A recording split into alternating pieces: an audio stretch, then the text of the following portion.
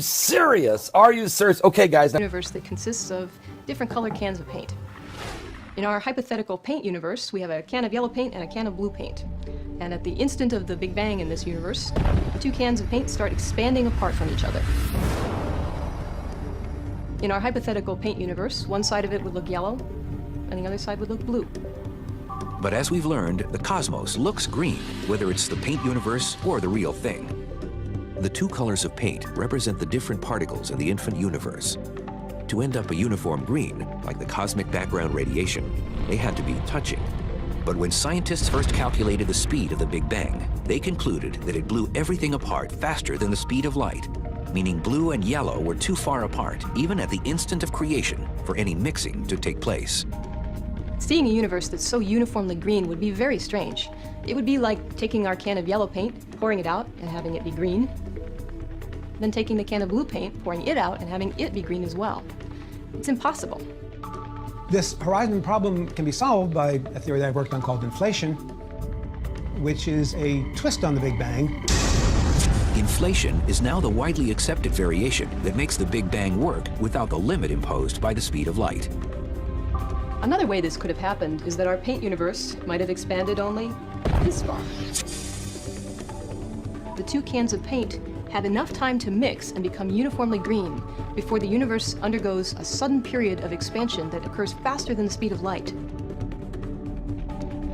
This would spread green paint all over the universe. If this theory is right, the period of inflation is really the Big Bang that we observe. The other bang that happened before that becomes really a little bang. It's just a precursor to the real Big Bang. Even today, the universe is expanding at high velocity. Galaxies speeding away from each other so fast that they seem to violate light speed as the ultimate speed limit. The faster-than-light expansion of space sets yet another limit on what we can see from Earth, where the galaxies of the universe continue to rush away from us. The galaxies that are relatively near to us, those that you can see easily, are moving away pretty fast. And indeed, the more distant ones are moving away faster. But the ones that are really far away, in fact, are moving away faster than the speed of light. And then there are the galaxies that you will never see because they started out so far away that the light from them will never reach you because the space is expanding faster than the speed of light. Space itself, then, is the exception to the rule. It can expand faster than the speed of light. But everything inside it remains bound by Albert Einstein and his theory of relativity. Albert Einstein is the cop on the block.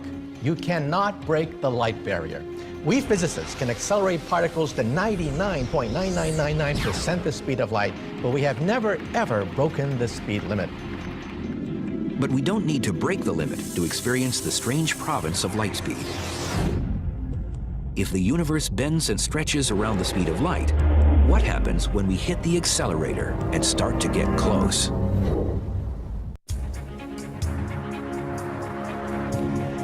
For most of us, light seems simple and uncomplicated, a quality of nature by which we see the universe.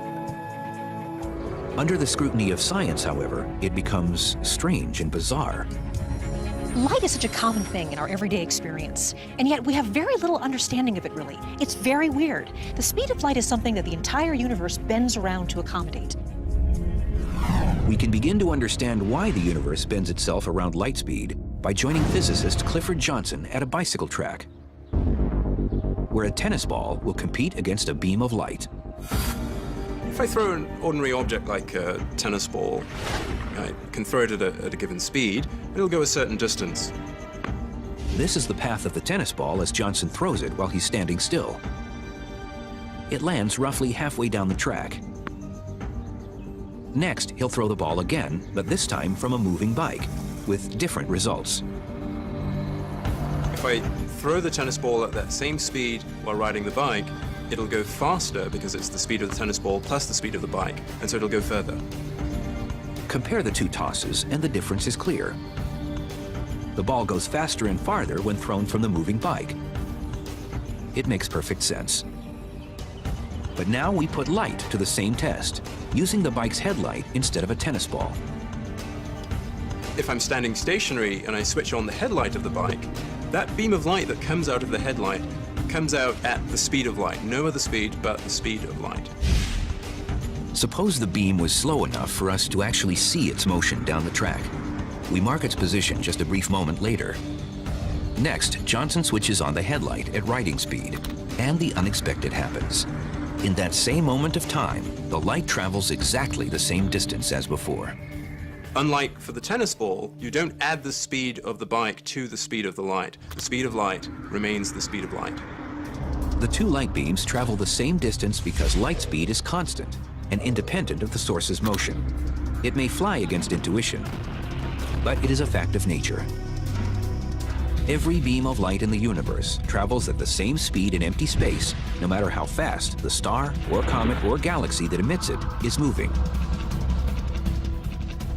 After scientists discovered this fact at the end of the 19th century, Albert Einstein did the math for the rest of us and developed his special theory of relativity, with constant light speed as its center. Understanding the speed of light gave us a window into understanding the nature of space and time as we understand it now.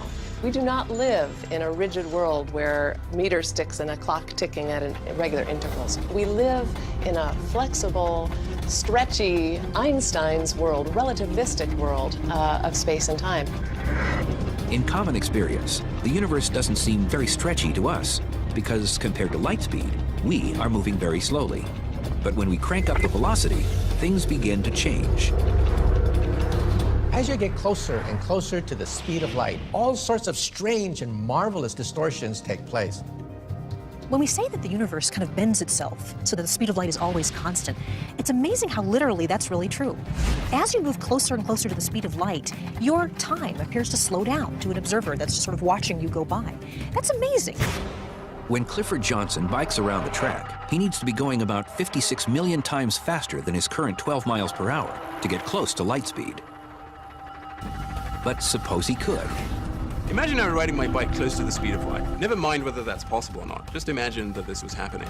My clock's running slow compared to the cameraman on the ground who's filming me. If I do that for a while, I'm going to age much more slowly than the cameraman who's on the ground. So that when I come back from the trip and come back and talk to the cameraman, he's actually much older than when I left him. If this sounds like magic instead of science, there is proof in something that many of us experience every day. A great example of Einstein's special theory of relativity and the fact that clocks that are moving relative to you run more slowly than your own clock, which is at rest, is the GPS system. The global positioning system lets us drive our cars without getting lost. Turn right. GPS begins with a network of 24 satellites orbiting the Earth 12,500 miles above the surface. At any one time, the device in your car receives signals from at least 4 satellites and compares their light speed travel times to calculate an accurate location on the ground. Drive 500 feet, then turn right. The whole thing depends on super accurate clocks. And when the engineers designed the system, they knew the satellites would be orbiting at nearly 7,000 miles an hour. The speed is enough to slow down their clocks by a tiny fraction of a second. The engineers have factored all the relativistic time differences into the system, which gives it impressive precision. If the clocks in the satellites are running at a different rate than the clocks down here on Earth, and you don't take that into account, you will get the wrong answer for where your car is. Drive 0.1 miles to destination on left. The distortion of time is only one of the strange results of traveling close to the speed of light. On the bike track, Clifford Johnson continues to push the envelope as space begins doing odd things to him and his bicycle. Imagine I'm on my bike again, going close to the speed of light. An observer looking at me would actually see, for example, that the length of my bike in the direction of motion I'm moving is getting shrunk. Actually, the bike is getting shorter. The effect is called length contraction, and together with time dilation, it is seen by a stationary observer while looking at someone traveling close to light speed. But Professor Johnson does get his own chance to witness light speed's weird effects. As his velocity closes in on light speed, his view of the world changes drastically. What I'm seeing as I move close to the speed of light, straight ahead, is that the shapes in front of me are getting quite distorted as compared to everyday life. Everything is being twisted into a sort of tunnel shape, and the colors are getting distorted in various ways. The color changes come from the Doppler effect, and the shape distortions from a phenomenon known as aberration. The distortion is somewhat similar to what you would see if you were driving through a rainstorm. If you were stationary, you would just see the rain coming straight down if you looked out of the side of the window. Whereas if you were moving through the storm, you would see that the rain appears to be slanting towards you as a result of your motion. And that's at the basis of that warping effect that you get as you're moving near the speed of light towards objects in front of you. In reality, we don't have to travel near the speed of light to experience the distortions caused by motion through time and space. They are with us every minute of the day. All of the distortions. I'll see you guys at 12 noon Eastern today on the coming apocalypse. Give your life to Jesus Christ, because these are the prophetic signs that the Bible said would come. Earthquakes in divers places.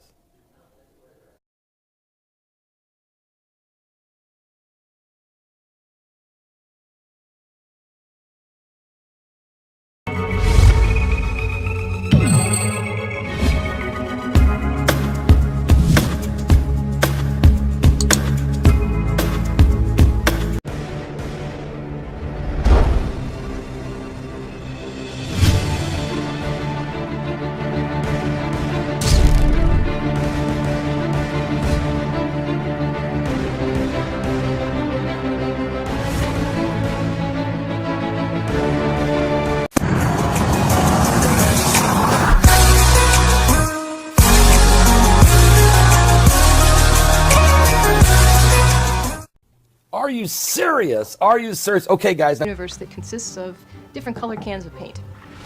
In our hypothetical paint universe, we have a can of yellow paint and a can of blue paint. And at the instant of the Big Bang in this universe, two cans of paint start expanding apart from each other. In our hypothetical paint universe, one side of it would look yellow, and the other side would look blue.